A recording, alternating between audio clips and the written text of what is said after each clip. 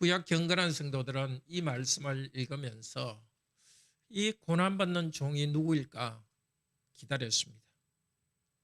그리고 이방인 중에서도 구약의 여호와 하나님을 믿는 자들도 이것을 기다렸습니다. 사도행전 8장에 보면은 이디오피아의 왕의 내시가 명절에 예루살렘에 왔다가 고향으로 돌아가면서 바로 이사야 53장을 읽고 있으면서 이게 도대체 누구를 말하는 건지, 이사야 자신을 말하는 건지 다른 사람을 말하는지 궁금해하고 있을 때 집사 빌립이 가서 바로 여기에 나와 있는 이 예언된 사람은 바로 하나님이며 사람인 예수 그리스도라고 증거했습니다. 예수 그리스도에 대한 복음은 구약 선지자들이 이미 증거했고 창세기 3장에서 이미 증거되었고 증거된 대로 예수 그리스도께서는 오셨습니다. 오늘 참 사람이며 하나님이시면서 우리 죄를 위하여 죽으시고 부활하신 예수 그리스도, 다시 이 말씀을 통해서 다시 들읍시다.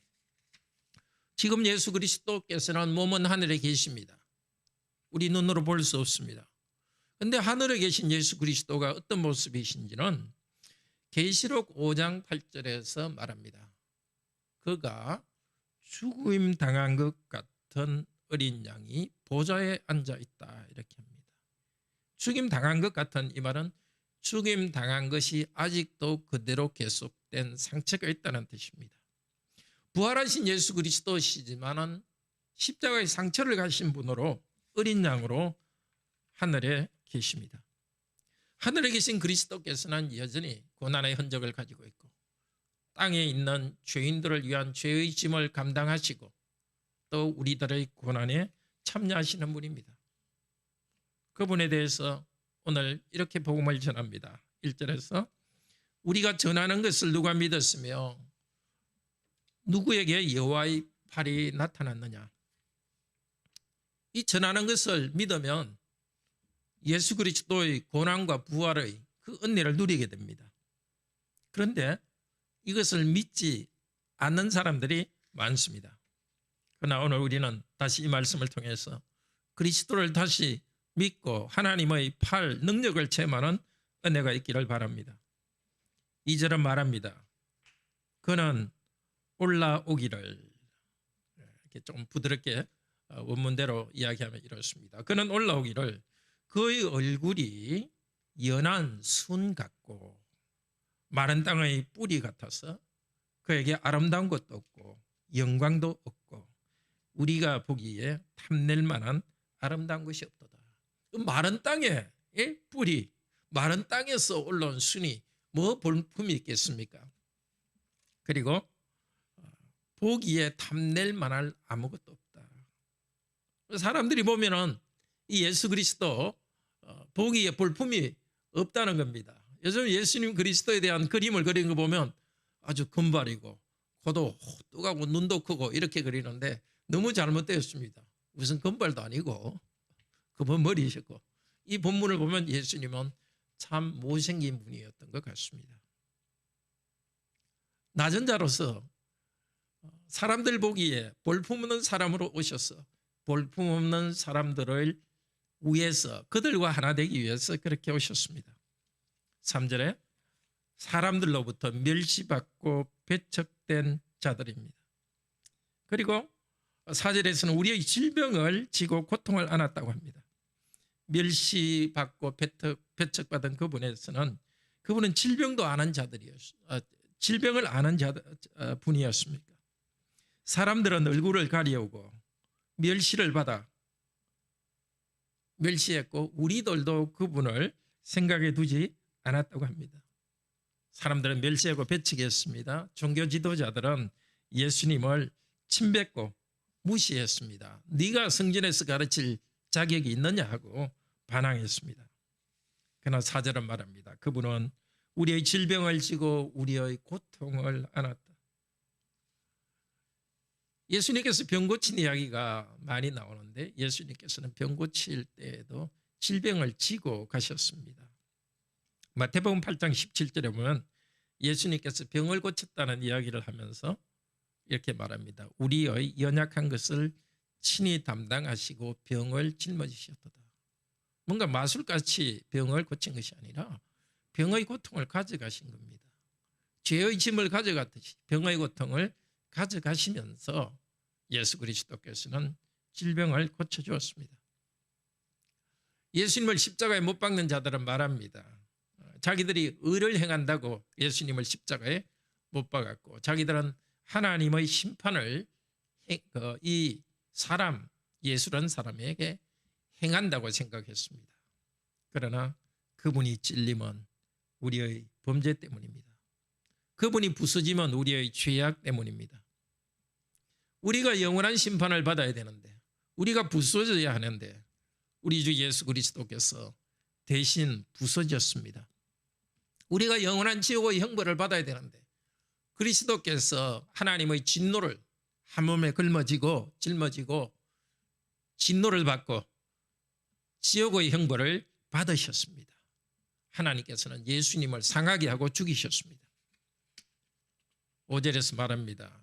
그가 징계받았기 때문에 우리가 평화를 누리고 그가 채찍에 맞으셨기 때문에 우리는 치유를 받습니다. 우리가 받아야 될 벌을 예수님께서 받았기 때문에 이제 하나님과 우리 사이에 평화가 누리게 되었습니다. 죄인들을 징벌하셨기 때문에 이제 우리들을 의롭다고 인정하셔서 하나님과 우리 사이에 화해되게 화목되게 하셔서 우리가 양심으로 평화를 누리고 하나님께 가까이 갈 수 있도록 했습니다. 우리 예수님께서 채찍에 맞았기 때문에 우리는 죄로부터 치유받고 변화되었습니다. 영적으로 우리는 건강하게 되었습니다. 그런데 이 일이 일어나 이 축복을 받은 우리들은 6절에서 어떤 자라고 말합니까? 우리는 다 양같이 그릇 행하여 각각 자기 길로 돌이켜 갔습니다. 나는 잘한다 생각하며 교만하면서 자기 길로 갔습니다. 하나님께서 주신 십계명의 아름다운 그런 인생의 길을 다 버리고 이기적이고 자기 중심이 되었습니다. 사람을 사랑하는 길과는 다른 길로 걸어갔습니다. 하나님께서는 그 모든 죄에 대한 심판을 그분 아들 예수 그리스도께 쏟아부었습니다. 그런데 7절 말합니다. 그가 억압을 당하여 괴로울 때에도 그의 입을 열지 아니하였도다. 마치 도살장으로 끌려가는 어린 양같이 털 깎는 자 앞에서 양같이 잠잠하며 그 입을 열지 아니하였도다. 마태복음 27장 40절에서는 예수님께서 십자가에서 달리실 때 서기관과 대제사장들, 장로들이 예수님에 대해서 아주 조롱하고 비난했습니다. 네가 만약 하나님의 아들이라면 십자가 위에서 내려오라. 남을 구원하면서 너는 구원하지 못하느냐. 억장이 무너질 일이 아닙니까? 바로 거기 있는 자기들의 죄인을 위해서 십자가에 죽으시고 있는데 바로 죄인들을 구원하는 방법은 십자가에서 달려 죽으시는 일인데도 그것을 보고 비난하며 조롱하고 있었습니다. 그때 우리 주 예수님께서는 아무 말도 하지 않고 도살장에 끌려가는 양처럼 침묵하셨습니다. 대신에 하나님 아버지를 향하여 부르짖었습니다. 아버지, 저들의 죄를 용서하옵소서. 저들의 죄를 알지 못합니다. 그리고 아버지, 내 영혼을 아버지께 맡깁니다 하고 오직 하나님께 말씀하시면서 침묵하셨습니다. 8절은 말합니다. 그가 갇히고 심판받고 끌려갔으나 그 세대 중에 누가 생각하기를 내 백성의 범죄 때문에 그가 산자의 땅에서 끊어지고 형벌이 그에게 임했다고 생각하리요. 아무도 상상하지 못했습니다. 백성의 죄를 위해서 이 사람이 죽고 있다는 것을 생각하지 못했습니다. 죄를 대신해서 죽고 있다는 것은 상상도 못했습니다. 여기 있는 우리들도 그런 것은 상상도 못할 일 아닙니까? 그런데 그분은 9절에서 말합니다. 폭력도 행하지 않았고 입에 거짓이 없었습니다. 그런데 죽을 때 무덤이 악인과 함께하고 부자와 함께하였다고 9절에서 말합니다. 부자와 함께하였다는 그게 조금 이상하게 들립니다. 근데 한 사회가 아주 나빠지면은 악한 사람들이 부자가 됩니다. 사회가 아주 잘못되면 의로운 사람은 가난하게 됩니다. 그런 의미에서 꼭 부자가 완전 나쁜 것이 아니라 그 시대가 악했기 때문에 여기 부자라는 것은 악한 자라는 뜻입니다. 예수님께서는 악인과 함께 악인의 한 사람으로서 죽임을 당했습니다. 제사장들은 하나님을 모독한 자로서 예수님을 십자가에 못 박았습니다. 그런데 10절에 여호와께서 그분을 부스지게 하기를 원하셨습니다. 그 여호와께서 원하신 일입니다. 애매하게 죽으신 것 여호와께서 원하신 일입니다. 원하신 일을 다른 말로 해서 그분의 영혼을 속건 제물로 드렸다. 이 속건 제물이라는 것은 구약의 제사 중에 속죄 제물과 비슷한 건데요. 속건 제물은 성전의 물건에 대해서 잘못했을 때 드리는 제사입니다. 또 어떤 것을 다른 사람에게 훔치거나 했을 때 보상하기 위해서 드리는 제사입니다. 예수님께서는 거룩한 하나님의 거룩을 해친 사람들을 위해서 보상하는 분으로서 자기 몸을 드렸습니다. 이것이 예수님께서는 사람이 아니라는 증거가 됩니다. 성경 어디에서도 사람을 제물로 드리는 일은 없습니다.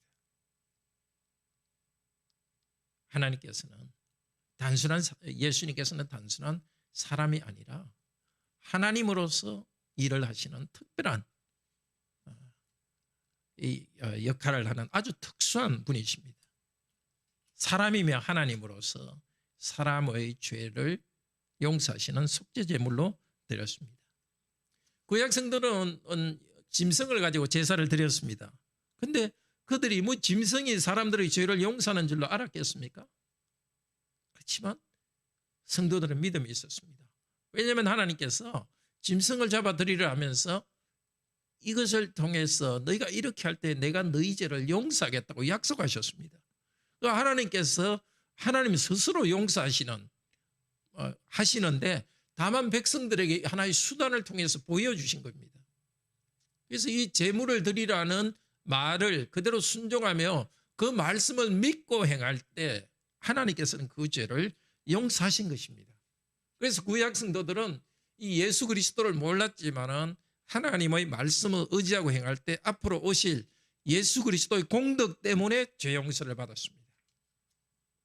그런데 구약 성도들은 믿음으로 말씀을 의지하여서 속건 제물을 계속 드렸습니다. 그런데 마침내 속건 제물의 실상이신 하나님이며 사람이신 그분이 오셔서 자기 몸을 속건 제물로 드렸습니다.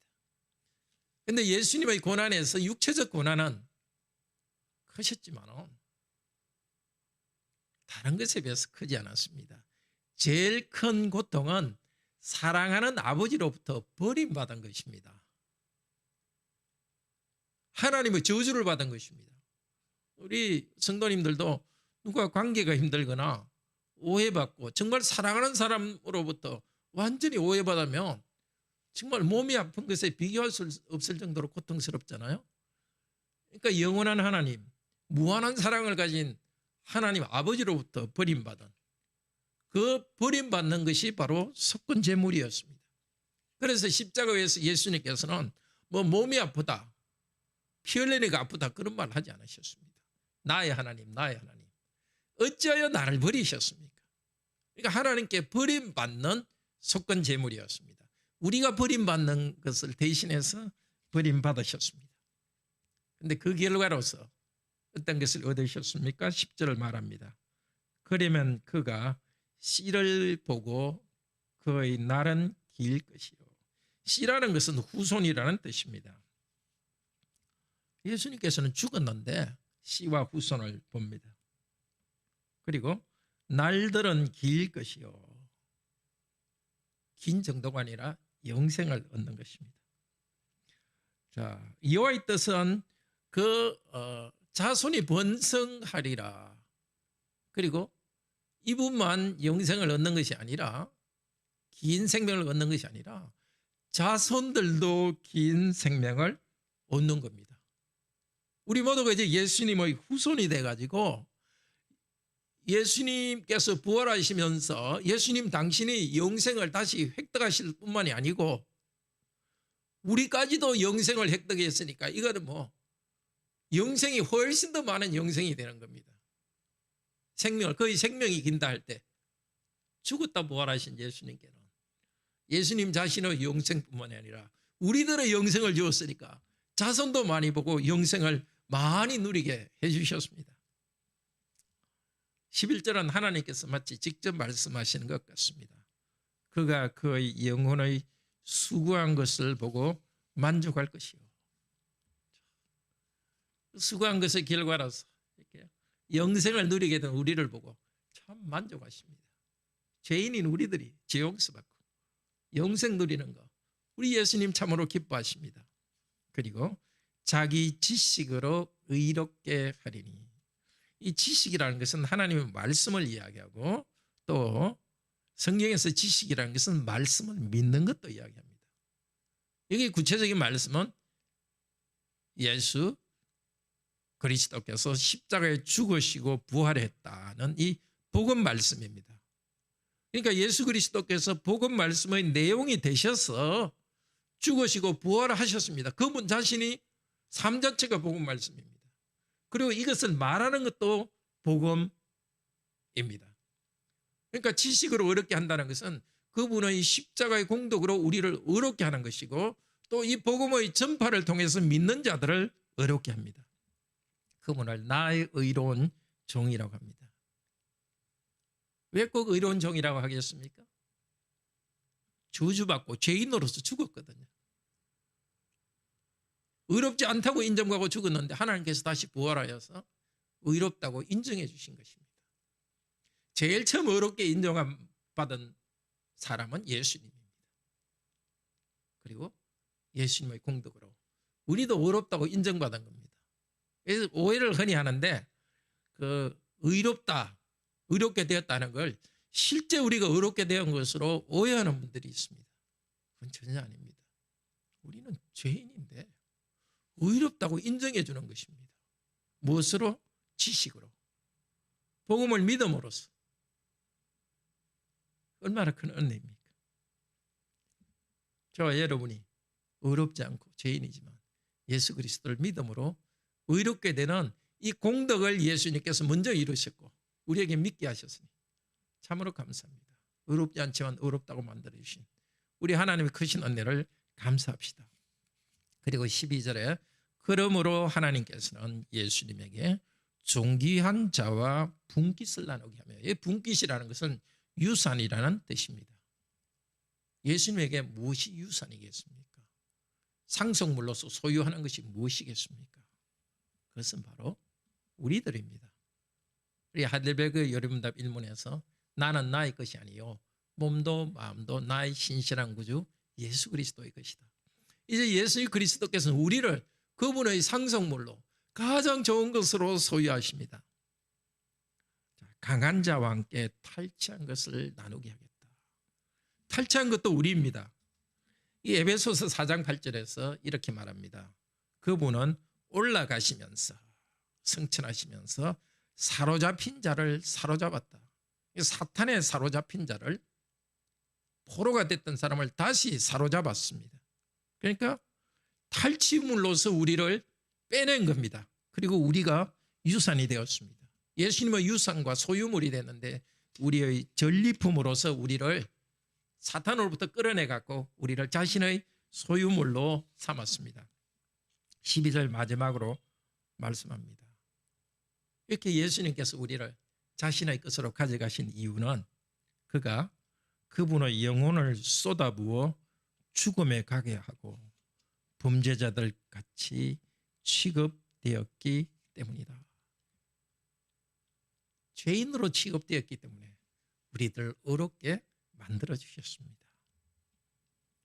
근데 그분께서는 범죄자들을 위하여서 기도했습니다. 십자가 위에서 기도했습니다. 아버지, 저들의 죄를 알지 못합니다. 용서해 주시옵소서 하고 기도했습니다. 땅에서 우리가 예수 그리스도를 믿고 살아가는 우리들을 위해서 하늘 우편에서도 계속 기도하고 있습니다. 여전히 아직도 죄악으로부터 벗어나지 못한 우리들을 위해서 아버지 하나님께 기도하시면서 우리 죄를 용서해 달라고 말씀하십니다. 우리는 연약해서 넘어지기도 하고 우리는 고통 가운데 짓눌리기도 합니다. 그러나 하늘에 계신 우리 주 예수 그리스도께서 우리를 위해서 기도하고 있습니다. 그래서 이 땅에서 우리는 기도할 때 예수 그리스도의 이름을 믿고 기도하고 있습니다. 이 예수 그리스도에 대해서 조금 더 자세히 체계적으로 설명한 것이 오늘 요리문답 6문입니다. 한번 전체를 쭉 읽으면서 이 중보자 되신 예수 그리스도에 대해서 다시 한번 우리 마음에 새기도록 합시다. 제6조일 31페이지입니다. 제가 문하면 우리 성도님들은 답하시기를 바랍니다. 중보자는 왜 참 인간이고 의로운 분이셔야 합니까? 하나님의 의는 죄 지은 인간이 죄값 치르기를 요구하나 누구든지 죄인인 사람으로서는 다른 사람을 위해 값을 치를 수가 없기 때문입니다. 죄값 치러야 되는데 우리 자신이 죄값 치른다 하더라도 어제 죄값 내가 조금 치렀다면 오늘 더 죄를 계속 짓고 있는데요. 계속 때 가운데 묻고 있는데 우리로서는 안 됩니다. 나도 나 자신의 것도 못하는데 어떻게 다른 사람을 위해 살 수 있습니까? 17문. 예. 그래서 중보자는 참 인간이고 의로우신 분이어야 돼요. 왜 그러느냐? 죄인으로서는 다른 사람을 위할 수가 없는 것이고 또 참 인간이어야 됩니다. 우리가 사람이기 때문에 우리를 대신하려면 참 인간이며 의로운 분이어야 됩니다. 17문. 중보자는 왜 동시에 참 하나님이셔야 합니까? 그의 신성의 능력으로 하나님의 진노의 짐을 그의 인성에 짊어지시며 또한 의와 생명을 획득하여 우리에게 돌려주시기 위함입니다. 우리의 중보자가 우리의 죄를 짊어지는데 사람으로서는 또 감당할 수 없습니다. 왜냐하면 하나님은 영원한 분이고 무한하신 분인데 영원하고 무한하신 분의 명령을 어긴 것이기 때문에 무한하고 영원한 벌을 받아야 됩니다. 사람으로서는 그 일을 할 수 없습니다. 그러니까 우리가 사람이기 때문에 사람인 우리의 죄를 대신하기 위해서 사람이 있어야 되고 우리의 중보자는. 그렇지만 사람으로서는 또 할 수 없기 때문에 또 하나님이 있어야 됩니다. 무한한 영원한 벌을 짊어지려면 신으로서 또 벌을 담당해야 되기 때문에 신이어야 됩니다. 그리고 또 완전한 의와 생명을 자기가 가지고 우리한테 그걸 인정해 줘야 됩니다. 그래서 그분께서 완전한 어려운 분이 되셔서 그분이 어렵기 때문에 우리 대신해서 죄값을 치르고 우리를 의롭다고 인정해 줄 수 있는 그런 그 공덕이 있는 것이고 그분이 죽었다가 부활해서 생명을 가지고서 완전한 생명을 가지고 무한한 생명을 가지고 있어야 우리에게 생명을 줄 수 있습니다. 그래서 하나님이어야 됩니다. 18문. 그러나 누가 참 하나님이시며 동시에 참 인간이고 의로우신 그 중보자입니까? 우리 주 예수 그리스도 즉 하나님께로부터 나와서 우리에게 지혜와 의로움과 거룩함과 구속함이 되신 분이십니다. 원래는 지혜가 콤마가 있습니다. 예수님은 하나님의 지혜입니다. 어떤 점에서의 지혜?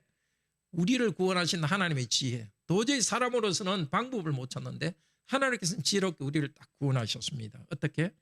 예수님은 우리의 의로움, 완전한 의를 이루어서 우리를 의롭다고 합니다. 우리는 거룩하지 않은데 완전 거룩을 이루어가지고 우리가 거룩하게 될 수 있도록 이 거룩함이라는 게 다른 말로 하면 위쪽에 있는 생명과 같은 말입니다.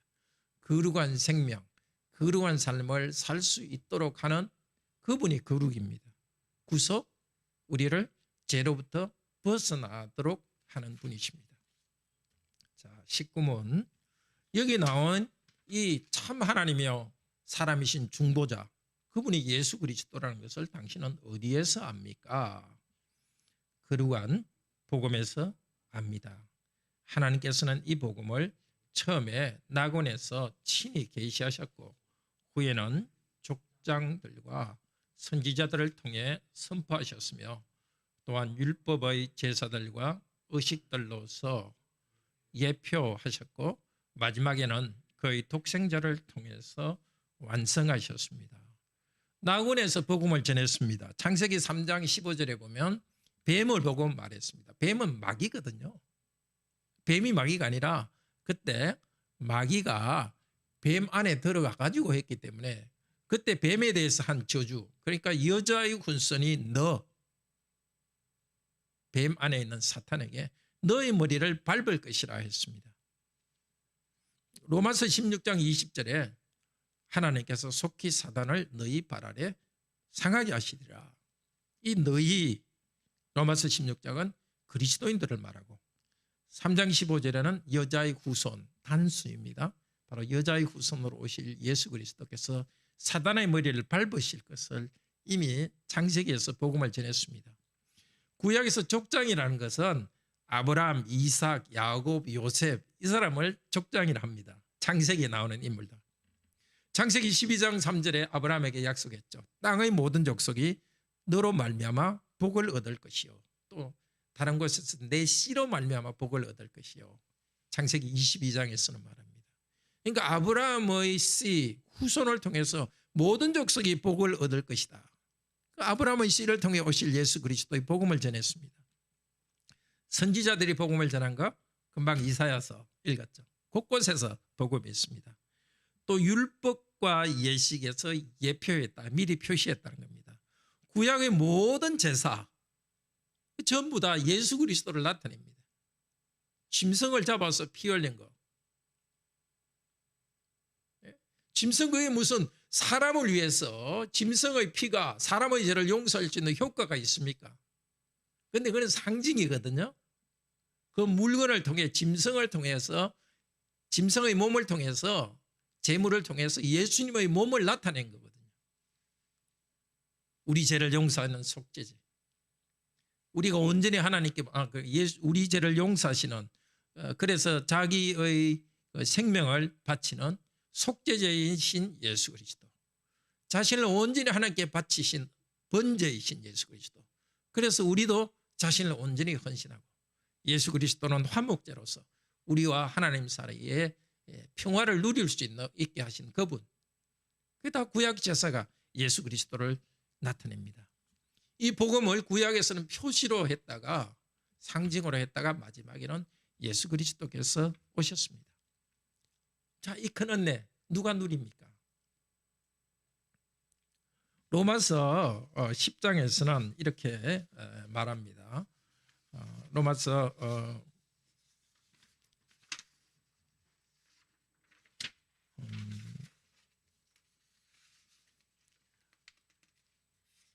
잠깐만요, 제가 메모해 놨는데.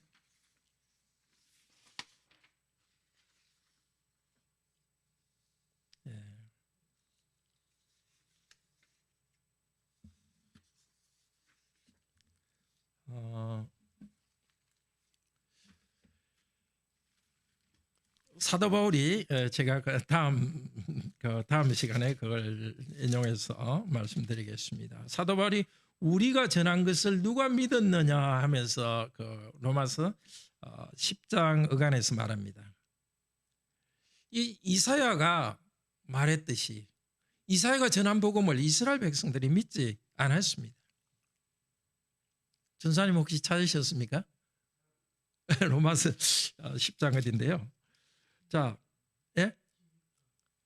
10장 16절. 10장 16절. 오, 잘 찾으셨네요. 고맙습니다. 예. 이 사도 바울이 유대인들에게 복음을 전했는데 동족들이 믿지 않으니까 우리가 전한 것을 누가 믿었느냐. 이것에 할 때, 이 말을 할 때 생각인 것은 이사야가 이렇게 예언했는데 그 예수 그리스도 고난받는 종이 오셨고 그분이 우리의 죄를 담당하시고 하나님을 화목하게 하시고 우리를 치유하신 이분이 오셨는데 누가 믿었냐 하면 너무 깝깝하게 말씀하는 거예요. 누가 믿을 수 있느냐. 10절 11절에서 말합니다. 그리고 10장 9절 10절 같이 읽읍시다. 10장 9절 10절. 네가 만일 네 입으로 로마서 10장 9절 10절입니다.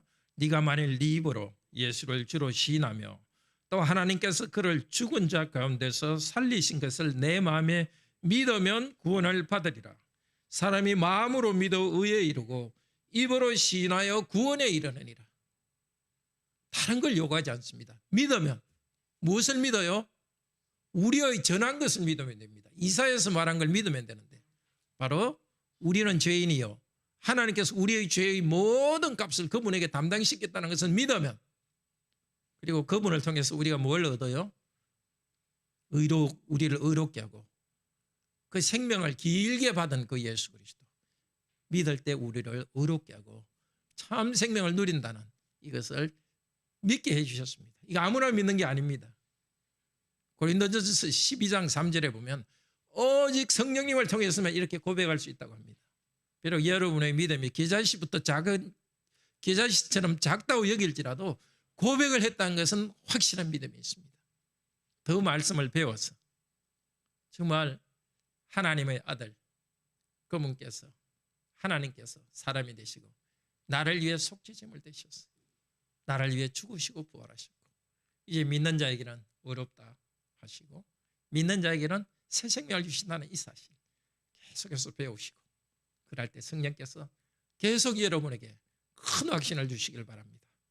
그래서 이 복음 말씀대로 매일매일 나는 죄인이지만 하나님께서 내 죄를 용서하셨다는 것 때문에 항상 기쁨이 여러분에게 넘치게 해주시기를 바랍니다. 그리고 죄 용서받았기 때문에 더 이상 죄악된 삶을 살지 않고 새 생명 가운데서 기쁨의 생명, 거룩한 삶을 살아가는 여러분이 되시도록 성령께서 여러분에게 큰 은혜 주시기를 바랍니다. 우리 다 같이